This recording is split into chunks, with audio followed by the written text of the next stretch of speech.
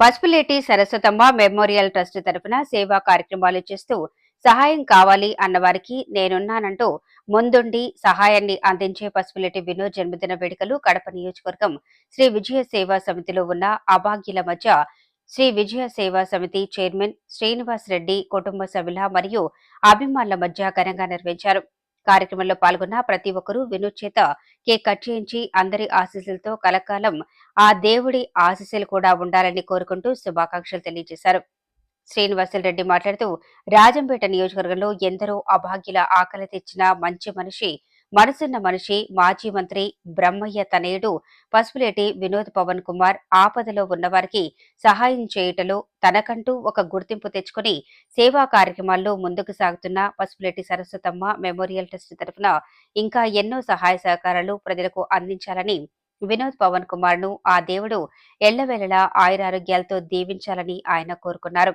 ఈ కార్యక్రమంలో పసుపులేటి రమణయ్య, పసుపులేటి శ్రీనివాసులు, పివి ప్రసాద్, సమీర్, వీరయ్య, సాయి, సత్యరాజు, సురేంద్ర, రవి మరియు హిమాలయ హాస్పిటల్ వెంకటేశ్వర్లు అలాగే శ్రీ విజయ సేవా సమితిలో ఉన్న అభాగ్యులు తదితరులు పాల్గొన్నారు.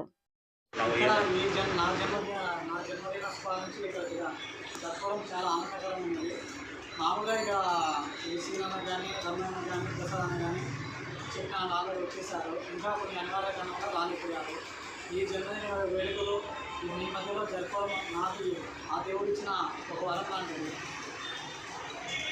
కూడా వారు అన్నారు 30 ఏళ్ళ నుంచి పరిచయము, ఎప్పుడు కుదరకపోయినా కూడా రెగ్యులర్గా కలిసేదానికి కుదరకపోయినా కూడా బంధం అనేది కొద్దిగా మనసుకు సంబంధించేవి ఉంటాయి. అలా ఉంటే బంధం అనేది స్ట్రాంగ్గా ఉంటాయి. అలా ఉంటాయి. వారు శ్రీనివాసులు గారు, ప్రెసిడెంట్ శ్రీనివాసులు గారు వారికి అండదండగా ఒక ఫ్యామిలీ మెంబర్గా పసుపులేటి వినోద్ గారికి ఉండాలి కదా ఎవరొకరు, అట్లా మాకు అన్న ఉండాలి అని చెప్పి అట్లాగా వారు పసుపులేటి శ్రీనివాసులు గారు ఒక సోదరులాగా మన వినోద్ గారికి ఉంటున్నారు.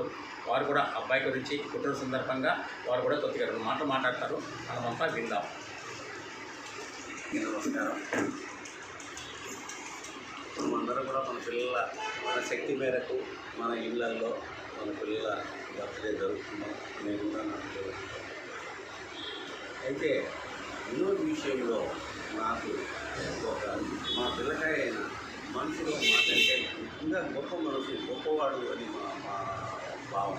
ఎందుకంటే ఈ వయసులో జలసాగా స్టేజ్తో తిరుగుతూ సినిమాలు చూస్తుంటే వయసు ఆ పిల్లకాయ వల్లనే నేను ఇక్కడికి 4-5 సార్లు వచ్చి మీకు ఒకసారి 2 సార్లు ఆ పవన్ వాళ్ళ పిల్లల విషయం కానీ ఇంకోసారి నేను ఇంట్లోనే బట్టలు చీరలు తెచ్చి ఇవ్వడం కానీ నాకు ఆ భాగ్యం కల్పించినాడు ఈ 4-5 సార్లు. ఇంకా ఆ పిల్లకాయ ఎన్నిసార్లు వచ్చి ఎదురు చేసినాడో తెలియదు. అయితే బర్త్డే ఏ స్నేహితుల మధ్యనో ఏ ఇంట్లోనో చేసుకోకుండా మీ అట్లాంటి వృద్ధులు పెద్దలు ఆశీర్వాదాలు తీసుకొని పెద్దల దగ్గర చేసుకోవాలా అనే ఆ మనసు రావడం అనేది ఈ వయసులోనే చాలా గొప్ప విషయం. అయితే ఇదే రీతిలో ఆ పిల్లకాయ శక్తి మేరకు ఈరోజు చేసినప్పటికీ దేవుడు మేమంతా ఆ పిల్లకాయకి అండగా ఉంటాము. దేవుడు కూడా సహకరిస్తాడు.